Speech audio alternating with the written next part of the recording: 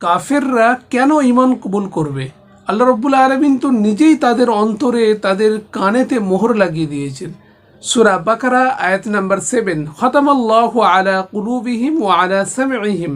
আল্লাহ রাব্বুল আলামিন তাদের হৃদয়ে এবং কানেতে মোহর দিয়ে দিয়েছেন, বন্ধ করে দিয়েছেন। ওয়া আলা আবসারিহিম গিশাওয়া, এবং তাদের চোখেতে পর্দার আবরণ লাগিয়ে দিয়েছে। তাহলে সত্যটা তারা কবুল করবে কিভাবে? তাদেরকে তো অটোমেটিক অকেজো করে দেওয়া হয়েছে। না, তাদের কর্মের জন্যই তারা দায়ী। আল্লাহ রাব্বুল আলামিন সম্পূর্ণ নির্দোষ। এ কথাটা শুনে আপনাকে অবাস্তব লাগছে। তাহলে একটা এক্সাম্পল নিন। মনে করুন একজন শিক্ষক ক্লাসে বলছেন যে অমুক ছাত্র ফার্স্ট ক্লাস পাবে ও সেকেন্ড ক্লাস পাবে, আর বাদবাকি কিছু স্টুডেন্ট রয়েছে যারা ফেল করবে। যখন ফলাফল দেখা হলো, দেখা যাচ্ছে যে শিক্ষক যেটা বলেছিলেন ঠিক তার সাথে হুবাহু মিলে গেল। এখানে আপনি কাকে দোষ দেবেন? শিক্ষককে না ছাত্রদেরকে? নিশ্চয়ই ছাত্রদেরকে। কেন? তারা শিক্ষকের কথার অবাধ্য ছিল, তারা ভালো করে পড়াশোনা করতো না, ক্লাসে অ্যাবসেন্ট থাকতো, তার জন্যই তারা ফেল করেছে। ঠিক অনুরূপভাবে তারা এতটাই অবাধ্য হয়ে গেছিল, সেই জন্য আল্লাহ রাব্বুল আলামিন তাদের হৃদয়ে কি মোহর মেরে দিয়েছেন। আল্লাহ রাব্বুল আলামিন জানেন যে এরা কখনোই ঈমান কবুল করবে না, সেই জন্যই তাদের হৃদয়ে মোহর মেরে দেওয়া হয়েছে। কিসের জন্য? যে তাদের কর্মটা এমনই ছিল, তারা ঠিক ওই দিকেই চলে যাচ্ছে।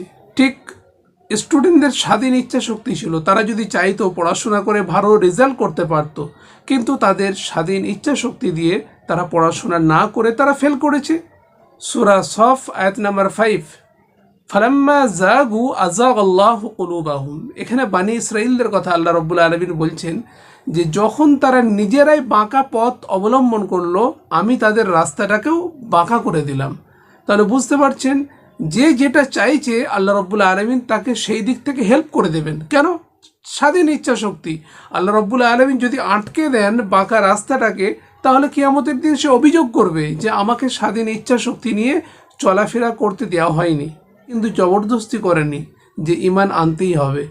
আমাদের ইচ্ছা, আমরা আনতেও পারি, নাও আনতে পারি। সূরা হামিম সেজদা আয়াত নাম্বার 17, ওয়াম্মা সামুদ ফাহাদাইনাহুম। আল্লাহ রাব্বুল আলামিন বলছেন যে আমি সামুদ জাতিকে হেদায়েত দিয়েছিলাম, সঠিক রাস্তা দেখিয়েছিলাম। ফাস্তাহাব্বুল আমা আলাল হুদা, কিন্তু তারা পথ পাওয়ার পরেও তারা অন্ধ হয়ে গেল, সঠিক পথটাকে তারা ইচ্ছা করে অ্যাকসেপ্ট করলো না। তাহলে এখানে আল্লাহ রাব্বুল আলামিনকে আপনি কিভাবে ক্লেম করতে পারেন যে আল্লাহ নিজে থেকেই মোহর লাগিয়ে দিয়েছেন বলে সে সত্য কথা পায়নি? উপরোক্ত আয়াতগুলো আলোচনা করার পর আমরা এটা বুঝতে পারলাম যে আল্লাহ রাব্বুল আলামিনের রুলস হলো এটাই, যে যখন কেউ সত্যকে পাবে, সত্যর সন্ধান পেয়ে যাবার পরেও যখন সে মানবে না, আস্তে আস্তে তার হৃদয়, চোখ এবং অন্তর সমস্ত কিছুর উপরেই পর্দা পড়ে যায়।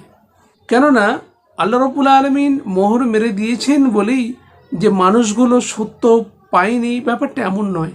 কেন? আল্লাহ রাব্বুল আলামিনের সঙ্গে মানুষের কোনো ধরনের শত্রুতা নেই যে ইচ্ছা করেই সে মানুষকে পথভ্রষ্ট করে দিচ্ছে, বরং মানুষের নিজের গতিপথ, তার নিজের জায়গাকে বেছে নিতে সাহায্য করে দিচ্ছে। আশা করি ব্যাপারটা ক্লিয়ার হয়েছে।